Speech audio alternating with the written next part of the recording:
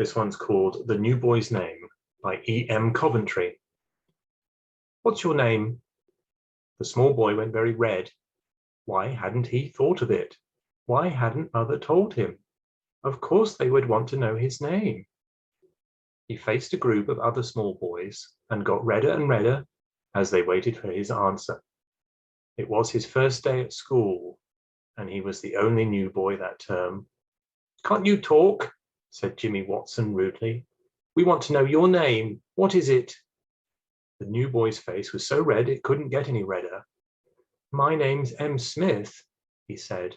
M. Smith, said Jimmy. That's only half a name. M isn't a name, it's only a letter. Does your mother call you M? All the boys laughed, and M. Smith wished the ground would open and swallow him up. He just couldn't tell them. At home, he was always called by the baby name of Sonny Boy. Out here in the playground, now that he was a proper schoolboy, it sounded so silly. Then he thought of his real name, the one no one ever called him, one that even now at 7 years old he could not always spell properly. No, he would never tell the boys that. Suddenly, Tim Hodson hopped in front of him. Tim had a face like a little imp, and now it was twisted up with a very naughty grin. I know what his name is. I know what the M means.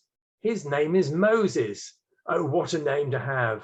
And I'll tell you why he is called Moses. His mother found him by the pond on the common, hidden away in the reeds, just like Moses in the Bible. She didn't, screamed poor M. Smith.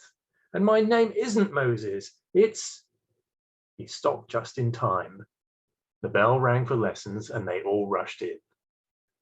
Mother, said Sonny Boy sadly when he had told her all about his first day at school and how the boys had wanted to know his name. Why didn't you give me a nice name? I don't want the boys to call me Moses, and they will do if I don't tell them what my real name is.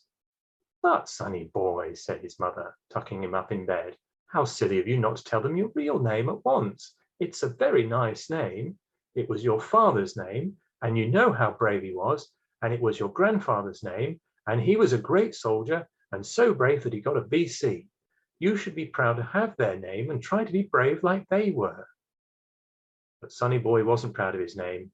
He hated it. He wanted to be plain John or James. And now the boys would always call him Moses, because he wasn't going to tell them his real name, and he certainly wasn't going to tell them that mother called him Sonny Boy. Why couldn't they call him Smith like the masters did? It was dreadful to be called Moses. Something would have to be done to stop it. Go to sleep, Sonny Boy, said Mother, or you will be too tired to go to school tomorrow. He cuddled down into the pillow, and just as he was dropping off to sleep, a great idea came to him. I'll be brave like father and grandfather. I'll fight every boy who calls me Moses. Hello, Moses, shouted Jimmy Watson in the playground the next day. I'm glad my mother didn't find me in the reeds and call me Moses. Sonny Boy set his teeth and breathed hard. He walked up to Jimmy. My name isn't Moses, and if you call me Moses, I'll knock you down. Jimmy laughed. Pooh, you're only a baby. I'm 9 years old, and I will make you into mincemeat if you touch me. Sonny Boy thought hard of his grandfather, the very great soldier.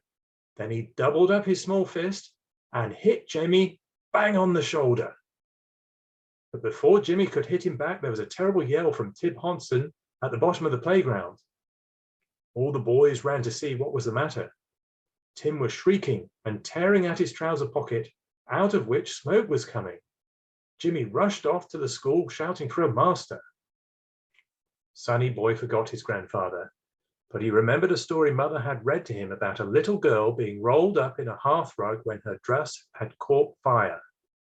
He ripped off his coat and rushed at Tim so suddenly that they both fell on the ground. Over and over they rolled, Sonny Boy pressing his coat on Tim's leg. Then the master came running out and found a half-burnt box of matches in what was left of Tim's pocket and a large hole in his trousers.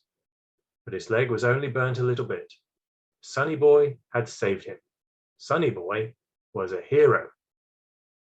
Tim was carried into the house and his leg was bound up. And then the master spoke very seriously to him about the great danger of carrying matches in his pocket, as all matches were not safety ones.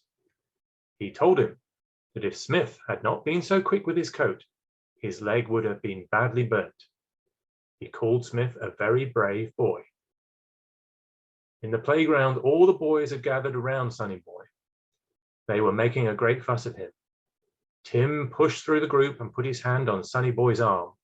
"Smith," he said, "I'm sorry I called you Moses. I won't do it again." Sonny Boy swallowed a lump in his throat. "My real name is," he went very red. Even now he found it difficult to tell them, is